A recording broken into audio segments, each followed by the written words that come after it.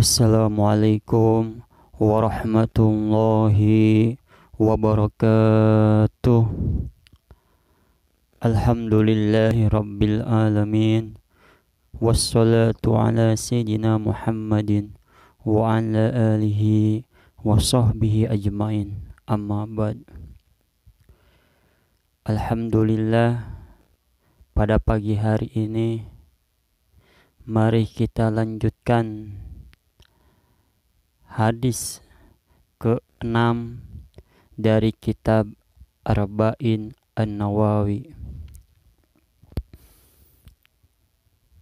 Bismillahirrahmanirrahim. An Abi Abdillahin Nu'man ibn Bashir radhiyallahu anhuma qala sami'tu Rasulullahi sallallahu alaihi wasallam yaqul innal halala bayyinun wa innal harama bayyinun wa bainahuma umurun mushtabihatun la ya'lamuhunna katsirun minan nas faman ittaqa syubuhati faqad istabra'a lidinihi wa irdihi wa man waqa'a fis syubuhati waqa'a fil haram qarra'i yar'a hawlal hima yushiku ay yaqa'a fi ala wa inna likulli malikin hima ala wa inna himallahi maharimuhu ala wa inna fil jasadi mudghatan wa ija salahal jasadu kulluh wa ija pasadal jasadu kulluh ala wahiyal qalb. Rawahul Bukhari wa Muslim.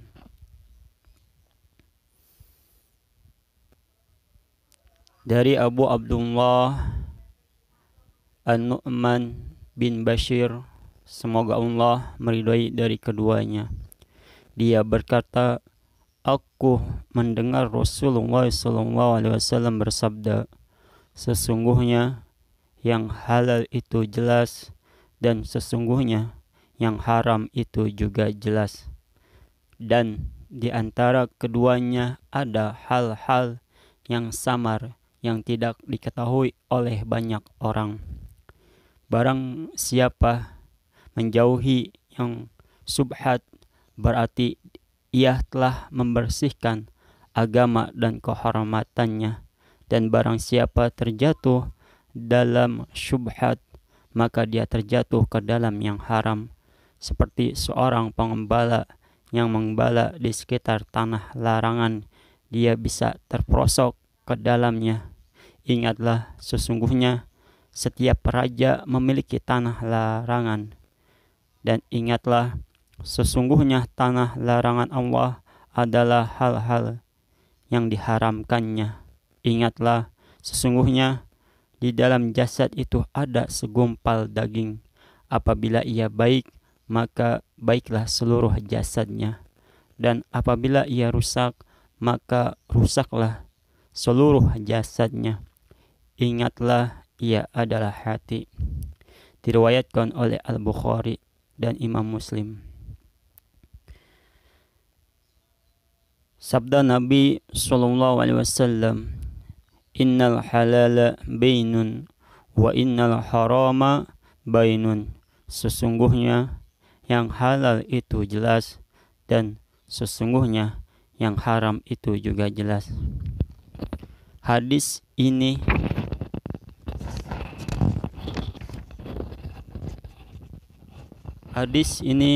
membagi hukum menjadi 3. 1.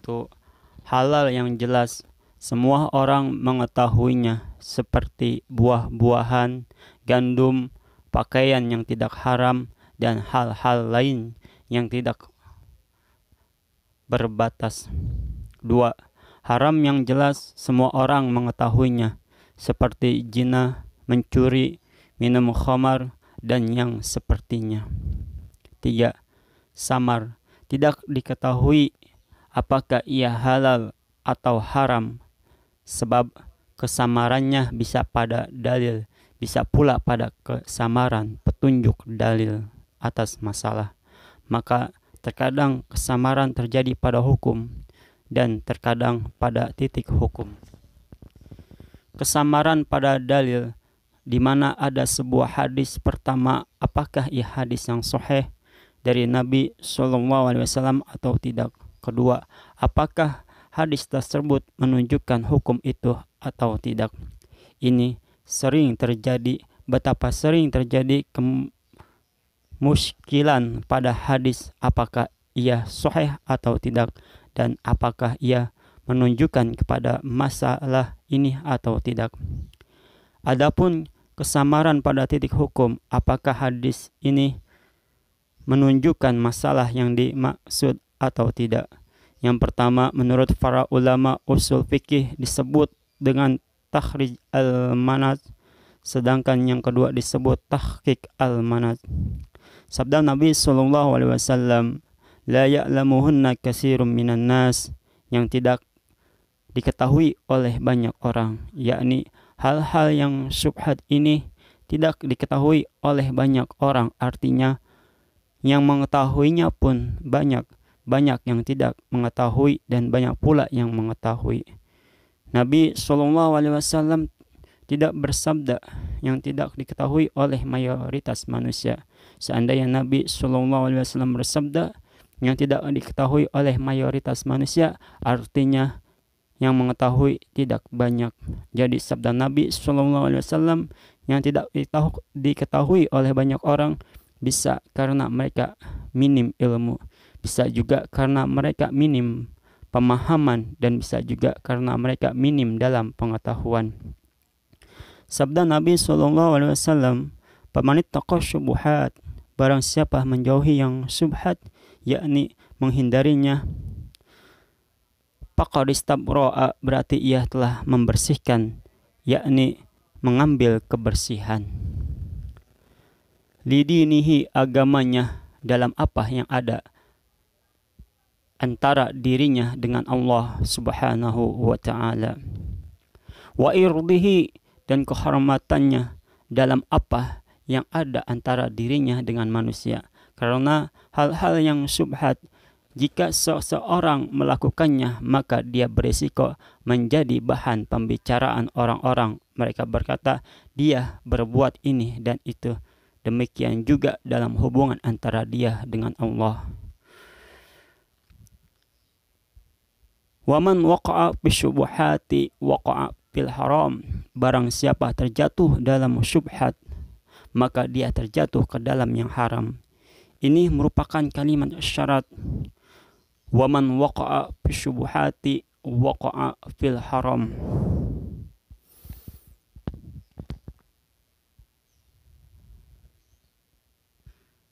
Melakukan syubhat adalah haram. Syubhat adalah sarana kepada yang haram. Dari perumpamaan yang Nabi SAW sebutkan, jelaskan bagi kita mana dari kedua makna ini yang lebih benar. Perumpamaan tersebut adalah qara'i, seperti seorang pengembala, yakni pengembala unta, sapi atau kambing. Yar'a haulal hima, yang mengembala di sekitar tanah larangan, yakni di sekitar tanah yang terjaga, karena ada sebuah wilayah yang terjaga sehingga tidak boleh mengembala di sana. Bisa dengan alasan yang benar dan bisa tidak. Pengembala yang mengembala di sekitar tanah larangan ini, yushiku ayyarta'a fihi, bisa terperosok ke dalamnya, yakni sangat mungkin masuk ke dalamnya. Karena jika ternak melihat tanah larangan tersebut hijau dan penuh rerumputan, maka ia akan pergi ke sana dan sulit mencegahnya. Demikian juga hal-hal syubhat, jika seseorang hamba berada di sekitarnya, maka sulit baginya untuk menjaga dirinya agar tidak terjatuh ke dalamnya. Contoh ini menjelaskan bahwa makna waman waqa'a fi syubuhati waqa'a fil haram, barang siapa terjatuh ke dalam syubhat, maka dia terjatuh ke dalam yang haram, yakni sangat berisiko terjatuh ke dalam yang haram karena contoh menjelaskan makna. Kemudian Nabi SAW bersabda, "Ala, ingatlah, ini adalah kata pembuka yang maksudnya adalah untuk mengundang perhatian kepada apa yang akan dikatakan."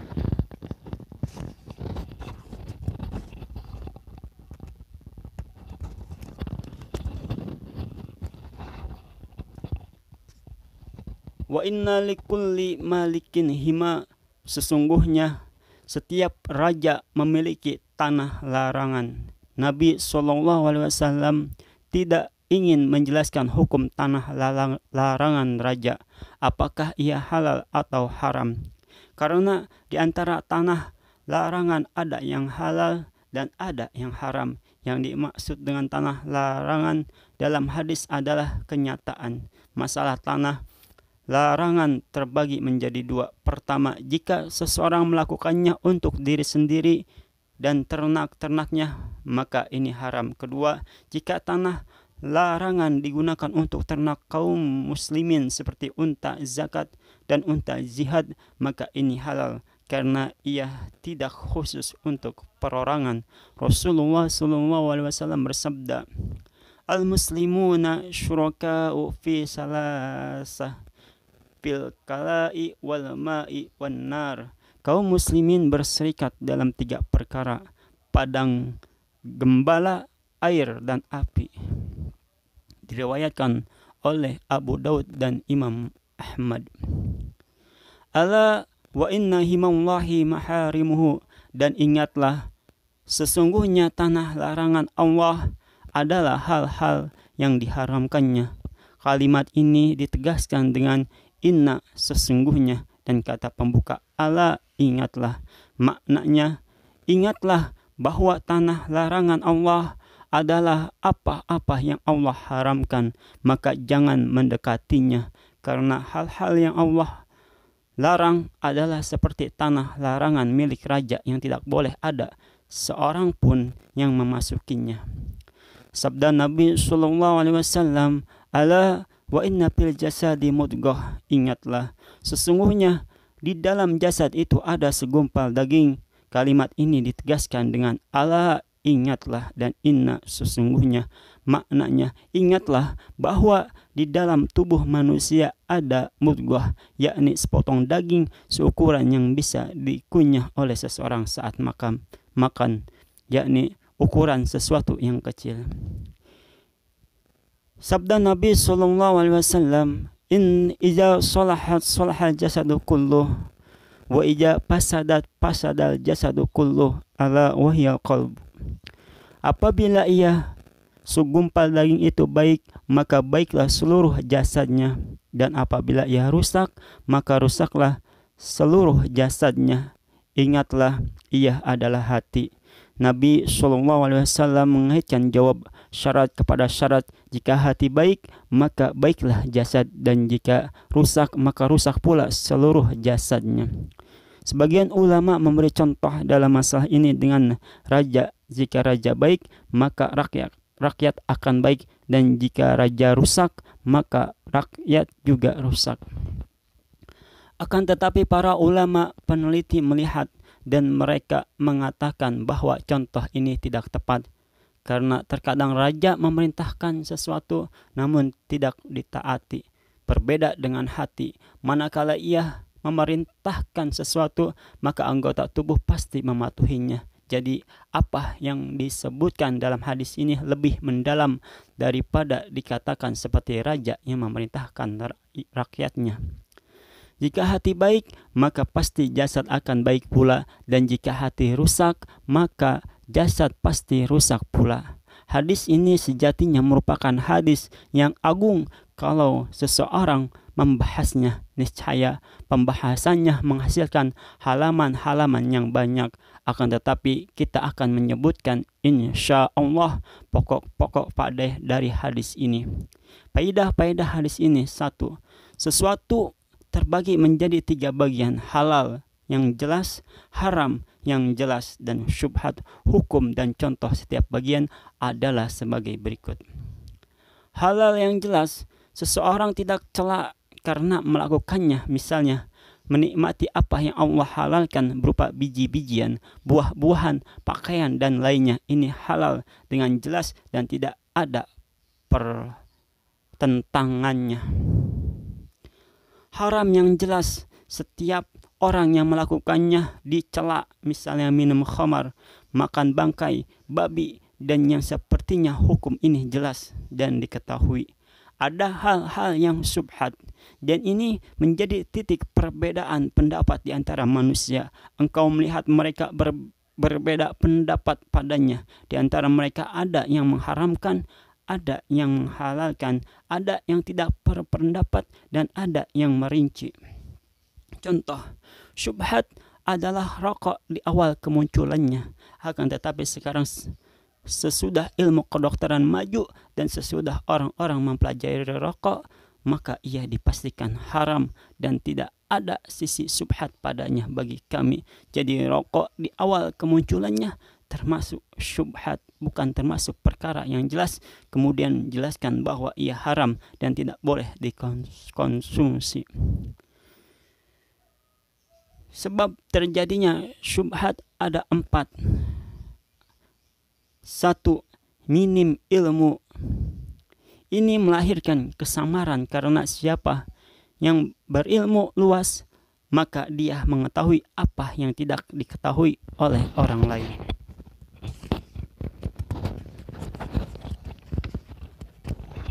2. Minim pemahaman. Maksudnya lemah pemahaman. Bisa jadi yang bersangkutan adalah pemilik ilmu yang luas dan banyak, akan tetapi dia tidak memahami, maka perkara-perkara menjadi samar baginya. Kelalaian dalam merenungkan, yakni tidak bersusah payah dalam merenungkan masalah, mengkaji dan mengetahui makna-makna dengan alasan bahwa ia tidak wajib. 4. Maksud yang buruk.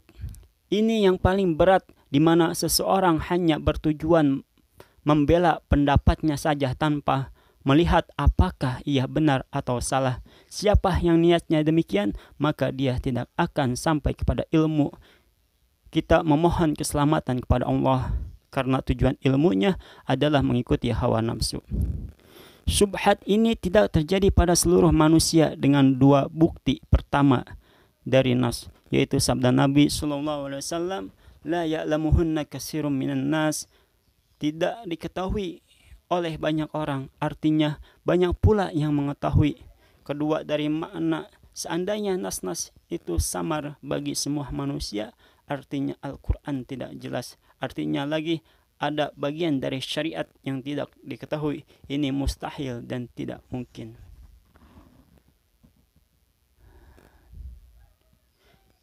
Hikmah Allah Azza wa Jalla dalam menyebutkan perkara-perkara yang syubhat, sehingga terbukti siapa yang menuntut ilmu dengan sungguh-sungguh dan siapa yang tidak demikian. Tidak mungkin ada di dalam syariat bagian yang tidak diketahui oleh semua manusia, karena Nabi SAW bersabda, tidak diketahui oleh banyak orang. Dorongan menjaga diri dari syubhat, namun hal ini dengan syarat jika ada petunjuk bahwa ia syubhat. Namun jika tidak ada petunjuk atas adanya syubhat, maka ia adalah was-was dan berlebih-lebihan yang tidak pada tempatnya. Akan tetapi jika ada indikasi yang menunjukkan syubhat, maka seseorang diminta untuk bersikap wara' dan meninggalkan syubhat. Misalnya apa yang diriwayatkan secara sahih dalam Sahih Al-Bukhari dari Sayyidatuna Aisyah radhiyallahu anha, anna qauman atau ila Nabi sallallahu alaihi wasallam, ya Rasulullah, inna qauman ya'tunana bil lahmi la nadri adzakaru ismallahi alaihi am la, faqala sammu antum wa qulu, qalas wa kanu hadisi ahdin bikufr. Bahwa orang-orang datang kepada Nabi SAW dan berkata, wahai Rasulullah, ada orang-orang yang membawa daging kepada kami dan kami tidak mengetahui apakah mereka menyebut nama Allah atasnya atau tidak. Maka Nabi SAW menjawab, sebutlah nama Allah dan makanlah. Sayyidatuna Aisyah radhiyallahu anha berkata, mereka adalah orang-orang yang baru meninggalkan kekafiran.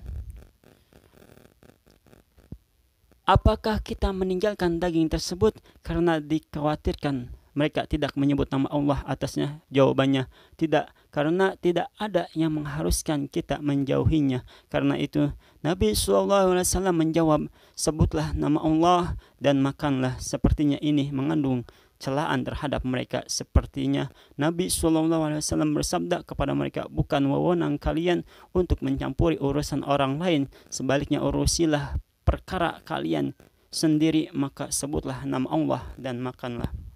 Dari sini, jika laki-laki Yahudi atau Nasrani memberimu daging sembelihannya, maka tidak usah bertanya kepadanya, apakah kamu menyembelihnya secara Islam atau tidak, karena tidak ada alasan untuk bertanya, dan ia termasuk sikap berlebih-lebihan. Termasuk dalam hal ini, seseorang melihat bekas sesuatu pada pakaiannya dan dia tidak mengetahui apakah ia najis atau bukan, maka apakah dia harus meninggalkannya pakaian tersebut atau tidak? Jawabannya dilihat. Jika ada kemungkinan ia najis, maka dia menjauhinya. Semakin kuat kemungkinannya, semakin kuat pula tuntutan menjauhinya. Akan tetapi jika tidak ada kemungkinan, maka tidak perlu menjauhinya. Karena itu Nabi SAW telah memutuskan perkara ini. Manakala seseorang laki-laki mengadukan apakah dia berhadas di dalam sholat atau tidak, beliau bersabda, la yang sharib hatta yasma'a sautan aw yajida rihan. Janganlah dia meninggalkan sholat sebelum dia mendengar suara kentut atau mencium bau.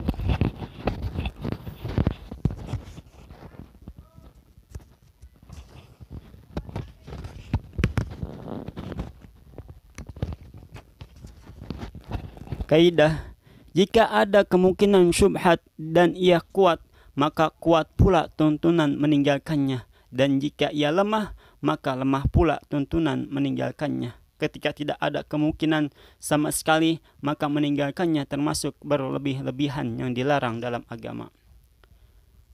Orang yang terjatuh ke dalam syubhat pasti terjatuh ke dalam yang haram, karena Nabi SAW bersabda, man waqa'a fi syubhati waqa'a fil haram. Metode mengajar yang baik dari Nabi SAW, yakni beliau membuat perumpamaan yang real agar makna-makna logis bisa dipahami, dan ini adalah metode Al-Quran Al-Karim. Allah Subhanahu wa ta'ala berfirman, A'udzu billahi minasyaitonir rajim, wa tilkal amsalu nadribuha linnas wa ma ya'qiluha illal alimun. Dan perumpamaan ini kami buat untuk manusia, dan tidak ada yang akan memahaminya kecuali orang-orang yang berilmu. Di antara metode mengajar yang bagus adalah guru menghadirkan perumpamaan real untuk mendekatkan makna-makna logis. Karena Nabi SAW bersabda, karra'i yar'a haulal hima yushiku ayyaqa'a fi. Seperti seorang pengembala yang mengembala di sekitar tanah larangan, dia bisa terprosok ke dalamnya. Apakah dapat diambil kesimpulan dari sabda SAW? Yar'a haulal hima, mengembala di sekitar tanah larangan, bahwa beliau menyetujui tanah larangan. Jawabannya, sabda Nabi SAW ini hanya memberitahu kenyataan, bukan untuk menetapkan hukum syar'i. Terkadang Nabi SAW menyebutkan beberapa hal karena kejadiannya, bukan untuk menjelaskan hukumnya. Ada beberapa contoh lain dalam hal ini. Sabda Nabi SAW, la tarkabunna sanana man kana qablakum. Kalian pasti akan mengikuti tradisi-tradisi orang-orang sebelum kalian. Ini tidak berarti bahwa mengikuti tradisi orang-orang sebelum kita hukumnya boleh, akan tetapi ia hanya menyampaikan kenyataan.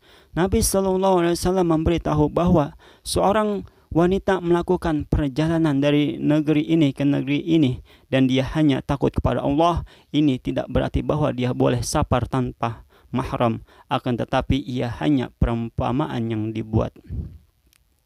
Jadi kami berkata, hadis ini tidak menunjukkan dibolehkannya tanah larangan karena ia hanya perumpamaan atas kenyataan. Kalau hukum tanah larangan itu sendiri, maka diketahui dengan dua bentuknya, yaitu pertama, tanah larangan untuk kepentingan kaum muslimin, ini boleh. Kedua, tanah larangan untuk kepentingan pihak yang memagarinya, ini haram, karena tidak boleh seseorang mengkhususkan sesuatu yang bersifat umum untuk dirinya sendiri. Contoh dari yang pertama, kawasan terlarang karena di sana dipasang pipa-pipa untuk sumur air, ini tidak diragukan akan kebolehannya. Atau kawasan terlarang untuk ternak kaum muslimin seperti hewan ternak zakat, kuda untuk jihad di jalan Allah, dan yang sepertinya. Contoh untuk yang kedua, seseorang membuat tanah larangan untuk dirinya sendiri atau untuk ternaknya saja. Menuntut sarana, maksudnya segala sarana yang mengantarkan kepada apa yang haram wajib ditutup agar tidak ada yang terjerumus ke dalam yang haram. Menutup sarana kepada yang haram merupakan dalil syar'i yang syariat menetapkannya. Di antaranya adalah firman Allah Subhanahu wa taala, A'udzu billahi minasyaitonir rajim, wala tasubbul ladzina yad'una min dunillahi fayasubbullaha adwa bighairi ilm.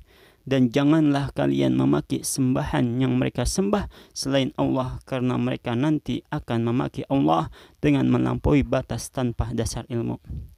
Ayat ini melarang mencaci maki Tuhan-Tuhan kaum musyrikin karena ia adalah sarana dicacinya Allah Subhanahu wa taala oleh mereka, padahal mencaci maki Tuhan-Tuhan kaum musyrikin adalah mencaci dengan kebenaran, namun dicacian Allah Subhanahu wa taala adalah pelanggaran tanpa dasar.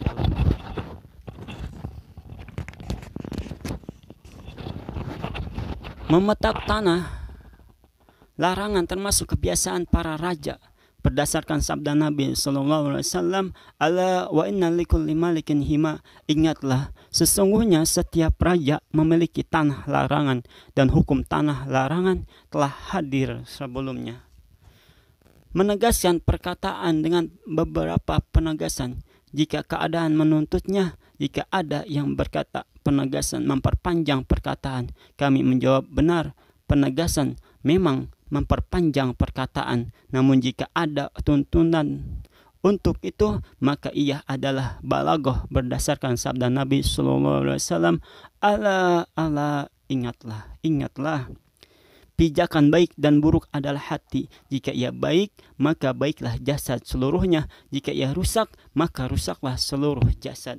Kaidah ini bercabang, yaitu wajib memerhatikan hati lebih besar dibandingkan perhatian terhadap amal anggota badan, karena hati adalah pijakan amal perbuatan. Hati inilah yang manusia diuji karenanya pada hari kiamat, sebagaimana Allah Subhanahu wa taala berfirman, A'udzu billahi minasyaitonir rajim, afala ya'lamu idza bu'sira ma fil qubur wa husila ma fis sudur. Maka tidaklah dia mengetahui ketika apa yang di dalam kubur dikeluarkan dan apa yang tersimpan di dalam dada ditampakkan.